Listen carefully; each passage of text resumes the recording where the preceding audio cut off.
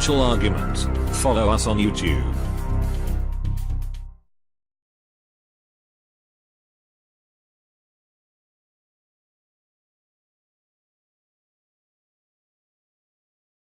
Hello and welcome to Spotlight. I'm Andrew Wilson and I'm in Puerto Rico to meet with one of America's most controversial fund managers.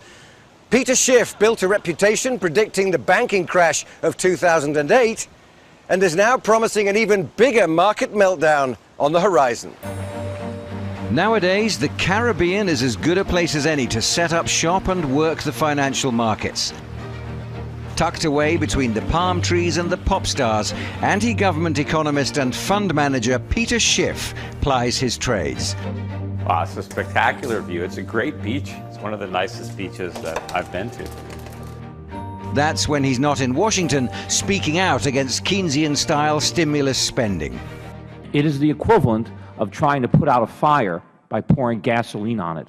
We have to understand that the housing bubble, the financial crisis of 2008, two events that I predicted and warned about, were the consequences of government stimulus. So this is our office here in Dorado.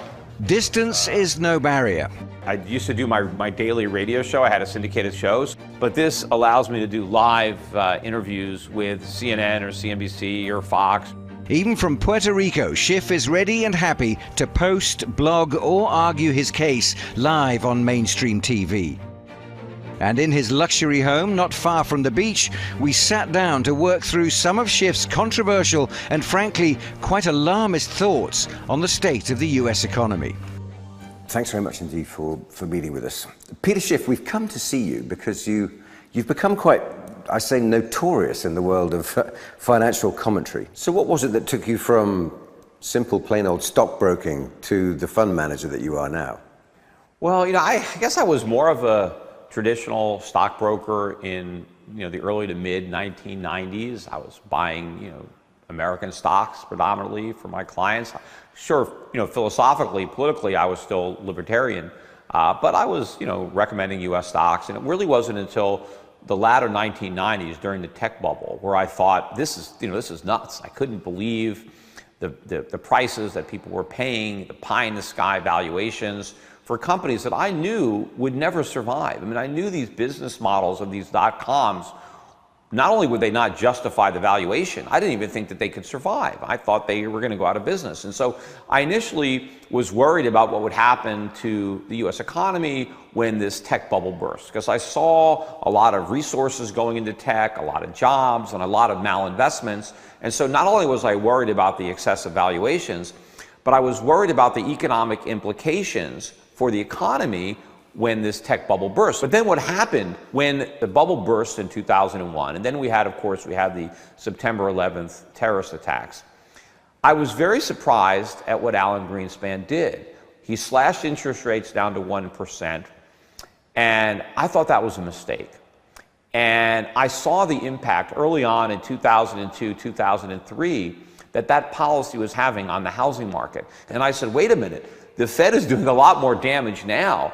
So now I ended up having to move even more money offshore because now I sensed an even bigger crisis. And I was no longer bearish on the US stock market because I saw that the Fed was putting a floor beneath asset prices by printing money.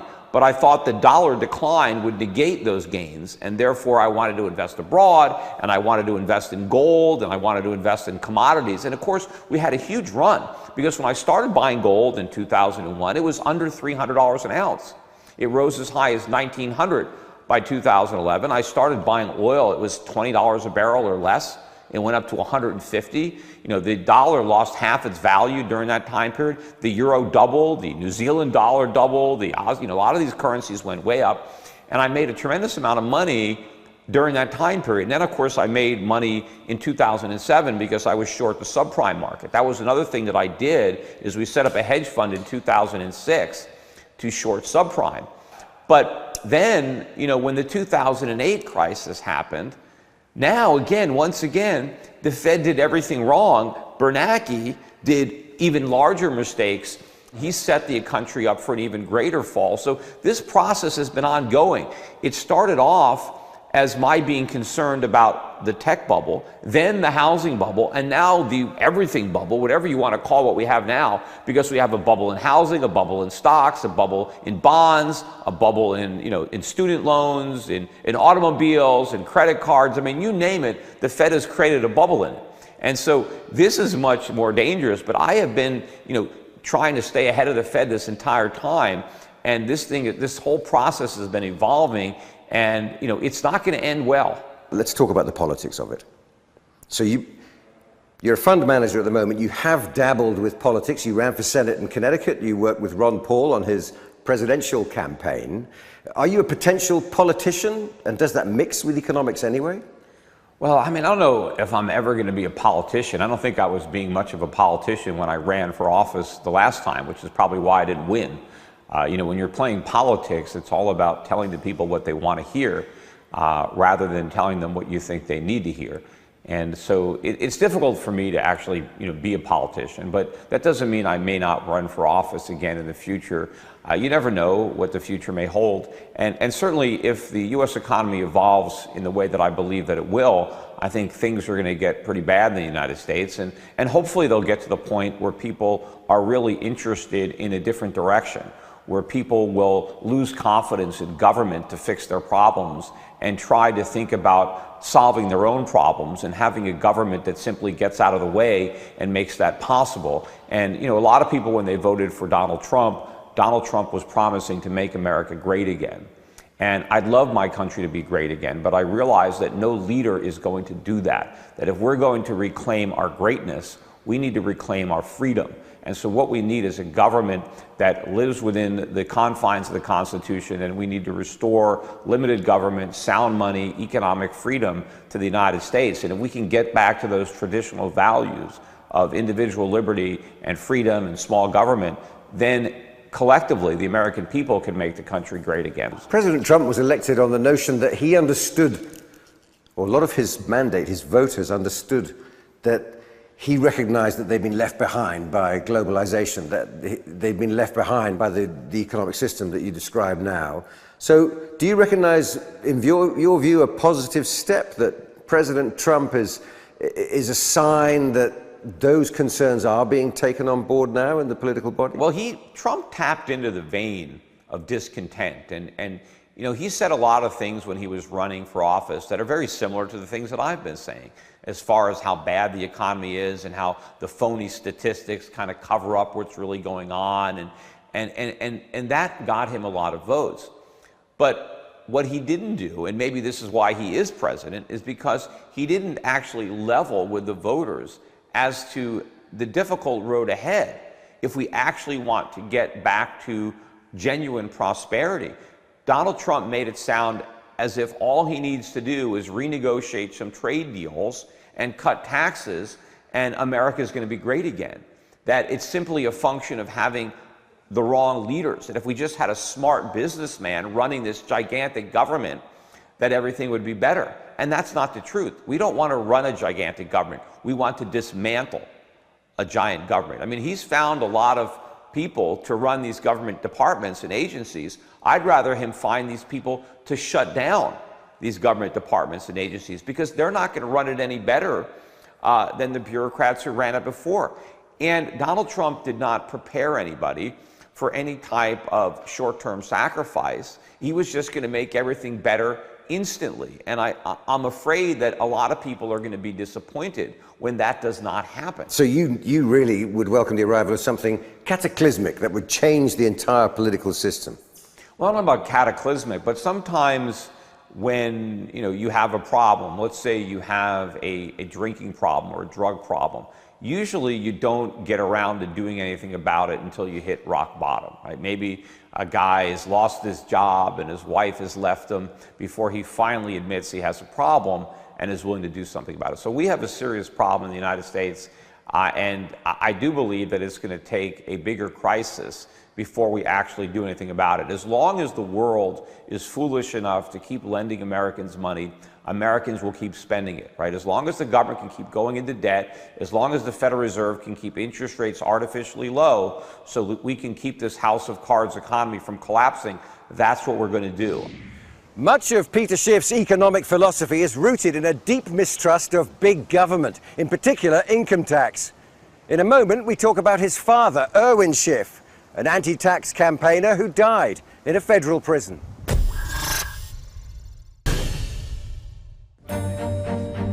It's easy to identify Peter Schiff's setup as some sort of self-imposed exile.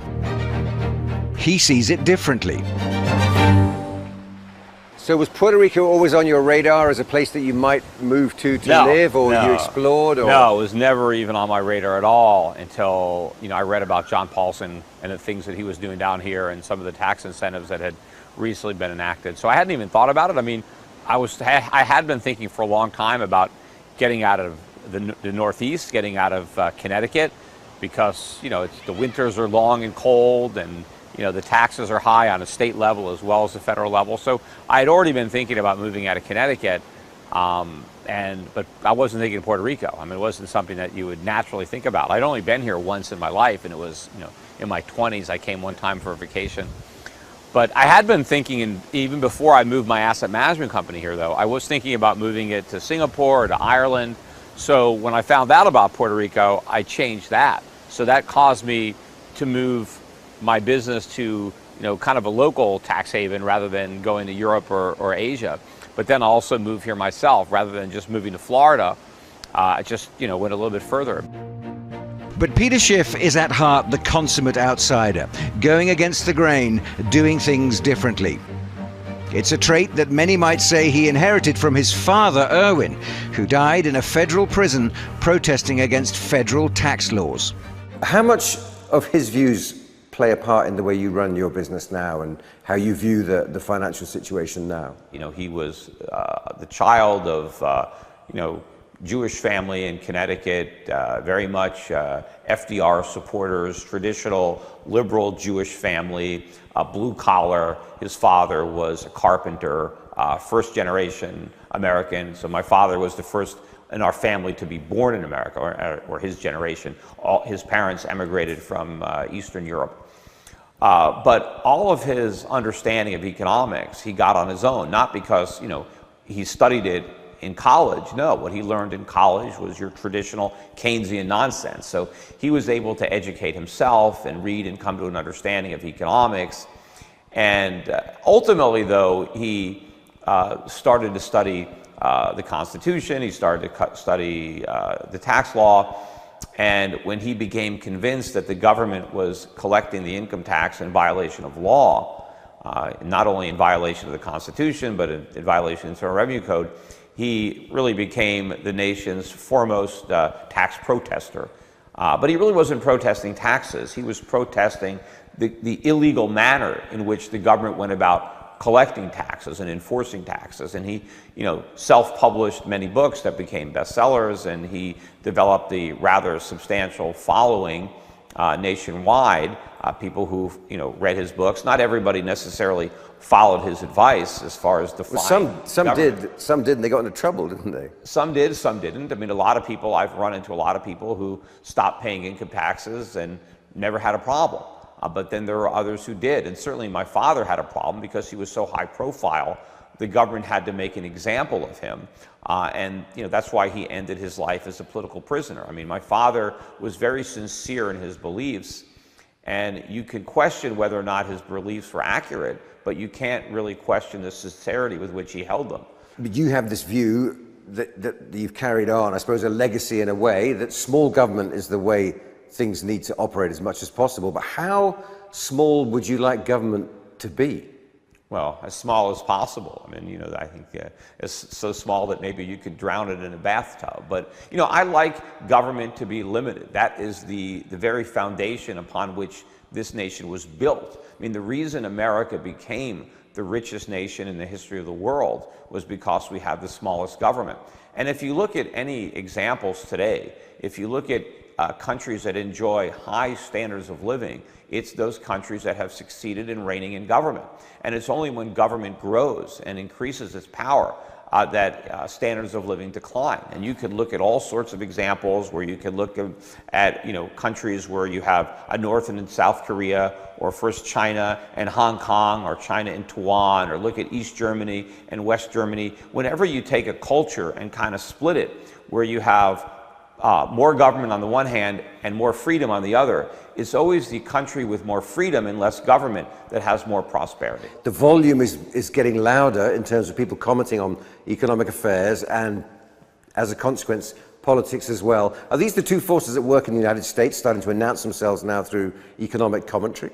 Well, I think maybe the internet and the fact that people now have a bigger voice than they used to, when all you could do is turn on the television and see what's on CBS or NBC. I think that the internet has more democratized this type of information, and people have a venue. I mean, somebody like me, if there was no internet, how would I be able to reach the number of people I reach unless I was able to go through a mainstream media outlet where I had, just 5 minutes of sound bites, and not even that, because I'll be on cable television for 5 minutes, yet there are 2 or 3 other people on at the same time as me, and you try to get a word in here and there.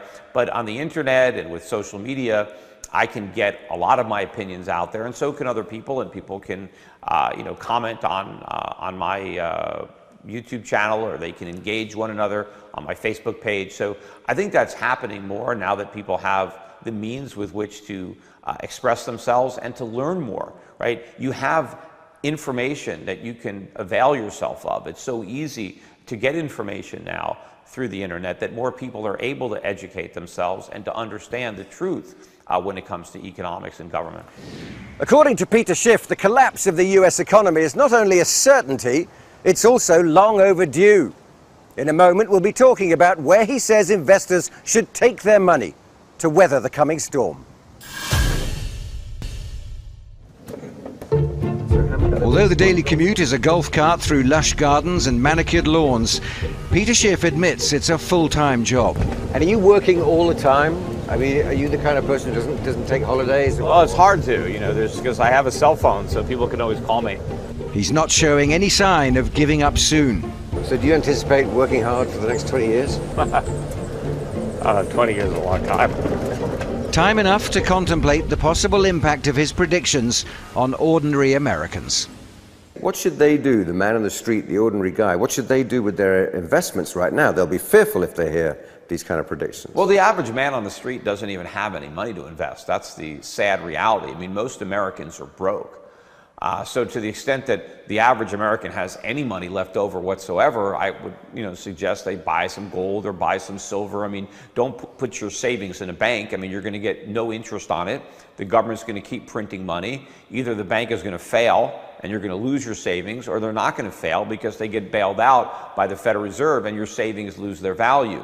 So for most people, to the extent they have savings, they need to save honest money, and they can do that with gold and silver. But for people who do manage to have a more substantial net worth, people who have retirement accounts, pensions, 401ks, people that have real portfolios, what my advice has been for some time is to try to recognize how these problems are going to impact the value of U.S. assets, not simply the nominal price of stocks or bonds, but the real value of these assets and the real value of the income that they're able to generate. And so I help my clients invest globally, move outside the United States, but also to try to avoid some of the other nations that are also having problems that will lead to higher inflation and a loss of purchasing power of their currencies. Try to find those countries that are making the fewest mistakes and then try to invest there. So why gold particularly?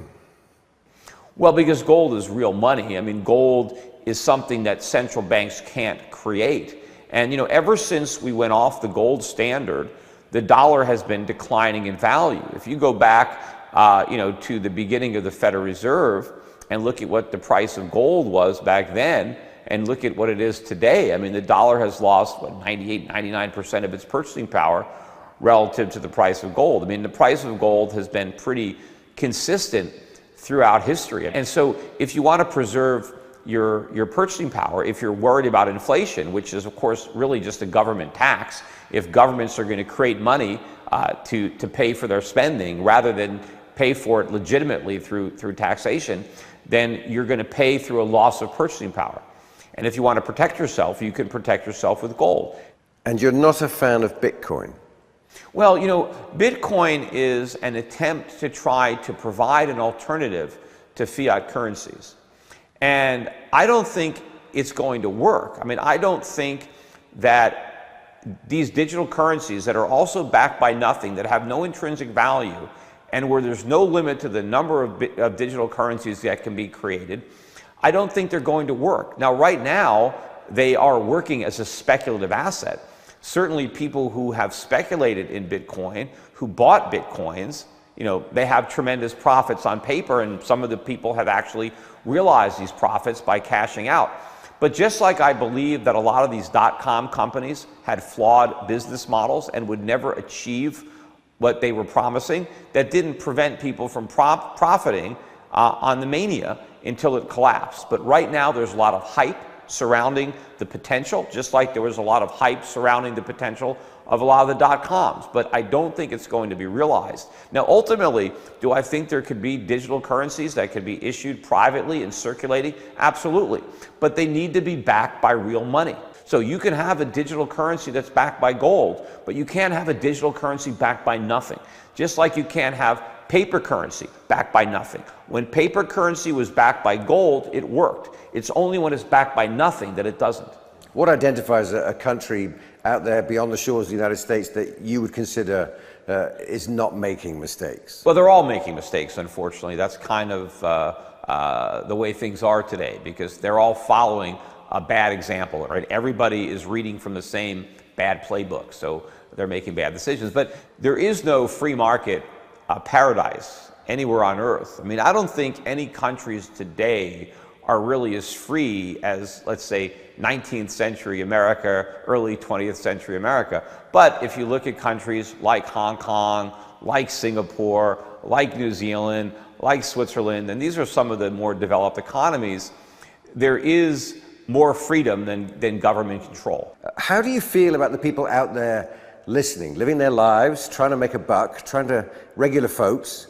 Are you concerned for them, or are you simply pushing your own point of view because you believe in an economic way that it's right? Well, of course. I mean, I am very concerned about it, and you know, I'm trying to help people both financially by protecting their own wealth, the money they've saved, and I'm trying to educate people. You know, one of the things that I did that touched a lot of people was when they had the Occupy Wall Street protests. I went down to Zuccotti Park, and I had a cameraman with me, and I had a sign, you know, I'm in the 1%, let's talk. And I engaged these individuals for a couple of hours and talked about their concerns. And I recognized the problems that people have. I just thought that they were expressing their anger at the wrong source, that everybody wants to pretend that the solution is government, that individuals or businesses or entrepreneurs are evil and greedy, they're going to exploit the workers, they're going to gouge the consumers, and the only benevolent force out there is government. And that is a very dangerous perspective, because government is brute force. Government can force you to do things. They can put you in jail, right? They can imprison you. They can take your money by force. No businessman can do that. If a businessman wants your money, he has to earn it. Yeah, but market forces can be pretty cold-blooded as well. No, they're not. They're fair. Market forces work, and they work fairly for everybody. And I also believe in compassion, not of government, but of individuals. I'm not so naive as to say that in a free market, there aren't going to be people that fall through the cracks, that have certain mental incapacities or physical ailments that prevent them from even feeding themselves or take care of themselves. But I have confidence in individuals, that individuals will take care of their fellow man. Looking at America as an example, looking at how the Federal Reserve does business, looking at the central banks in Europe as well, for that matter, what's your advice for them? What warnings or what lessons to learn? Yeah, well, you know, to do the opposite of what we're doing. We're setting a very, very bad example. You know, a lot of people look to America and they want to emulate America, but America is great, or was great, not because of what we're doing now, but because of what we did in the past. I mean, we've been spending the last 50 years or so undoing all those good things. So to the point that, you know,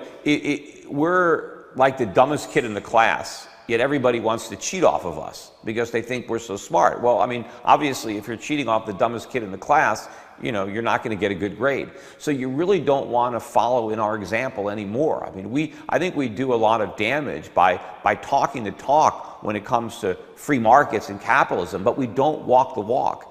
And if people try to follow in our footsteps, we're going to lead them down a